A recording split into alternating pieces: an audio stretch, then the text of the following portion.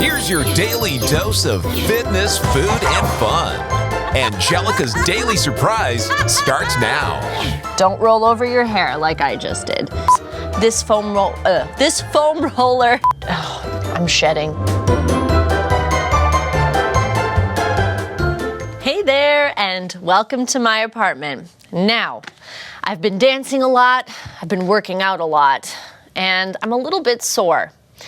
And, you know, you gotta take a day off every now and then. So always make sure you give yourself permission to rest.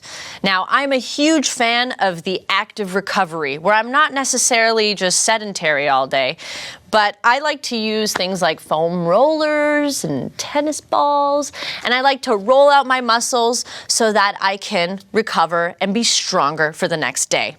The foam roller is my favorite tool for this because it prevents injury. You're giving yourself a self-myofascial release, so it's like a little self-massage, and it feels like a nice treat. And you feel 100 times better the next day and ready to take on even more challenging exercises. Now, I'm going to be showing you 4 different exercises today with the foam roller that focus on your back and your arms. Okay, so if you've been pumping iron, doing a lot of planks, a lot of push-ups, this foam roller workout is for you. Let's get started. So I'm just going to take the foam roller out in front of me, and my knees are wide like I'm going into a child's pose. And I'm just going to roll my forearms and rock. So I'm rocking beyond my elbows, looking like I'm about to give birth here. And basically I'm getting a nice stretch in my armpits and my pecs. Don't roll over your hair like I just did. So you want to do each of these moves for about 30 seconds. And then you can move on. It really depends on how much time you want to, I'm shedding, devote to your recovery, okay? So 5 minutes, more than enough. If you want to do 15, that's great, okay? It's important to just do it. So that's been that. Now, this is my favorite. Oh boy. It's not a very sexy thing getting into these foam rolling exercises, so bear with me. Takes a little bit of finagling.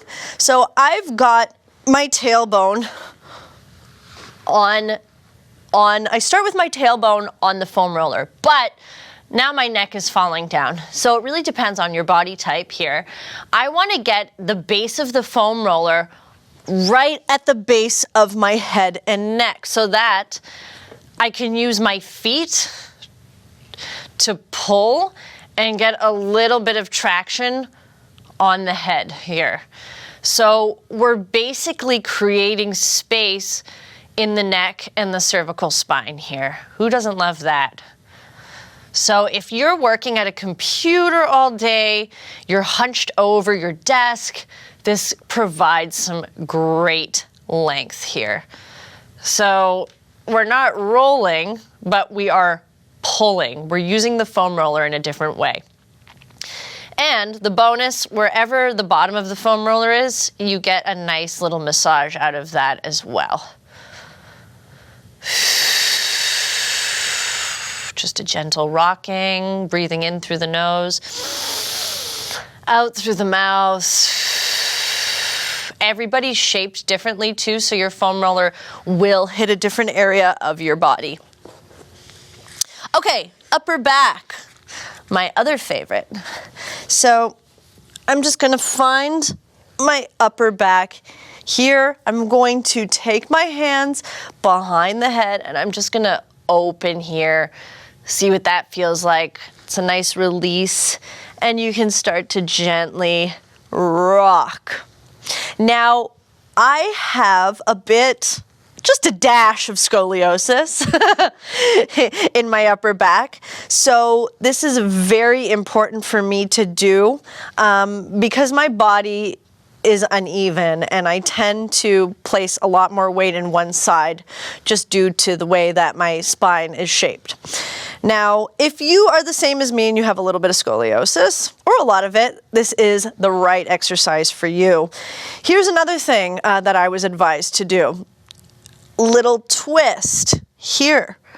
So you get a very unique sensation because your upper back is pushed up and then you're twisting, which you can't really achieve by doing anything else. So just giving yourself a little twist. And then if you want, going into the lower back. This is great for PMS. Ladies, am I right? You struggle with lower back cramps?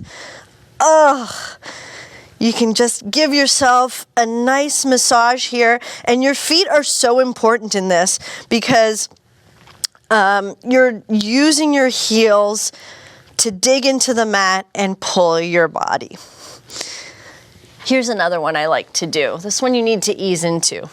So you go onto your side and you just let yourself melt. And once again, this is great for me. My spine has a bit of an S curve in it, so we are shifting it in the opposite direction right now. Feels so nice. It was painful when I first started to do it, but once again, with foam rolling, might start off a bit tender, but you gradually grow to become a little bit desensitized to it. So this is good. And you're just reaching. Pressure points are another thing here. It's like you don't have to constantly be rolling with your foam roller. You can just lay there and enjoy it. Okay. Another thing here. We're just going to come onto the back again. And you're going to shift to your neck. Once again, you feel that traction. So if you weren't such a huge fan of the first neck traction exercise, this one might be better for you. You're just feeling the length in the neck and you're just gently turning your head from right to left.